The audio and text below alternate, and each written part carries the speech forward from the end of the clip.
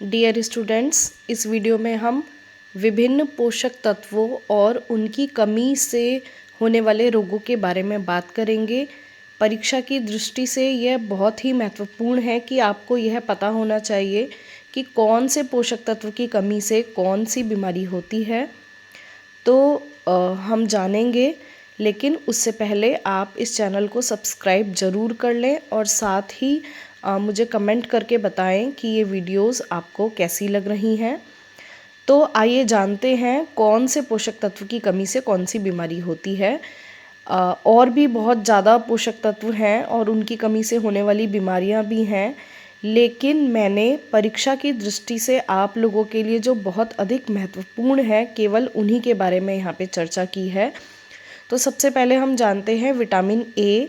Vitamin A की कमी से रतौंधी नामक बीमारी होती है, जिसमें रात में नज़र नहीं आता। इसको हम नाइट ब्लाइंडनेस के नाम से भी जानते हैं। तो एक बार फिर से देखते हैं, विटामिन ए की कमी से रतौंधी नामक बीमारी होती है। विटामिन बी1 जिसे हम थायमीन कहते हैं, इसकी कमी से बेरी नामक बीमारी होती है। यह बहुत बार परीक्षा में आता है कि विटामिन बी1 की कमी से कौन सी बीमारी होती है, तो इसका आंसर है बेरी। विटामिन बी3 जिसको हम नियासिन कहते हैं, नियासिन की कमी से कौन सी बीमारी होती है, पेलेग्रा। ये भी बहुत इम्पॉर्टेंट है, कई बार एग्जाम में आता है कि नियासिन की कमी से कौन सी बीमारी होती है, तो इसे हम पेलेग्रा कहते हैं। फॉलिक एसिड की कमी से एनीमिया होता है। कोबालमिन जिसे हम विटामिन बी12 कहते हैं, उसकी कमी से भी एनीमिया होता है। और साथ ही आयरन जिसे हम लोहा कहते हैं, उसकी कमी से भी एनीमिया होता है। तो एनीमिया में यह ध्यान रखने योग्य बात है कि विटामिन बी9 जिसे हम फॉलिक एसिड कहते हैं, विटामिन बी12 जिसे हम कोबालमिन कहते हैं और आयरन जिसे हम लोहा कहते हैं, इन तीनों की कमी से ही एनीमिया नामक बीमारी होती है, जिसे हम हिंदी में रक्त अल्पता मतलब खून की कमी कहते हैं। विटामिन सी यह भी बहुत इम्पॉर्टेंट है, जिसको हम एस्कॉर्बिक एसिड कहते हैं। इसकी कमी से स्कर्वी नामक रोग होता है, ज़्यादातर परीक्षा में आ जाता है। विटामिन सी की कमी से होने वाली बीमारी स्कर्वी। विटामिन डी की कमी से रिकेट्स और ऑस्टियोपोरोसिस नामक रोग होता है। ये दोनों ही हड्डियों की बीमारियां हैं।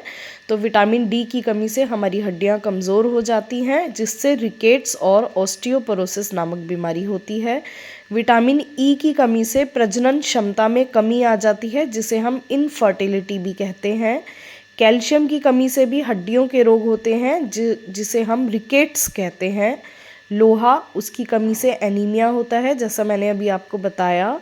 और आयोडीन की कमी से घेंघा होता है। यह भी बहुत इम्पॉर्टेंट है, कई बार एग्जाम्स में आता है कि आयोडीन की कमी से कौन सी बीमारी होती है, तो इसका आंसर है घेंघा। उसके बाद बात करते हैं प्रोटीन और कार्बोहाइड्रेट। अगर प्रोटीन कार्बोहाइड्रेट की एक साथ कमी हो जाती है तो हमें मरासमस नामक बीमारी हो जाती है। अगर खाली प्रोटीन की कमी है तो क्वाशियरकर नामक बीमारी होती है। मरासमस और क्वाशियरकर ये बहुत बार एग्जाम में पूछे जाते हैं। दोनों ही कुपोषण का एक रूप है, क्योंकि प्रोटीन और कार्बोहाइड्रेट की कमी से बच्चों में कुपोषण की बीमारी हो जाती है, जिसके दो रूप होते हैं, मरासमस और क्वाशियरकर। इसके अलावा वसा की अगर हमारे शरीर में कमी हो जाती है तो उससे दुबलापन हो जाता है, वजन में कमी हो जाती है। और उसके अलावा एक और बहुत इम्पॉर्टेंट है, वह है जल। जल की कमी भी पूछ ली जाती है, तो जल की कमी से डिहाइड्रेशन हो जाता है। तो इस प्रकार हमने जाना कि किस बीमारी की कमी से कौन सा रोग होता है।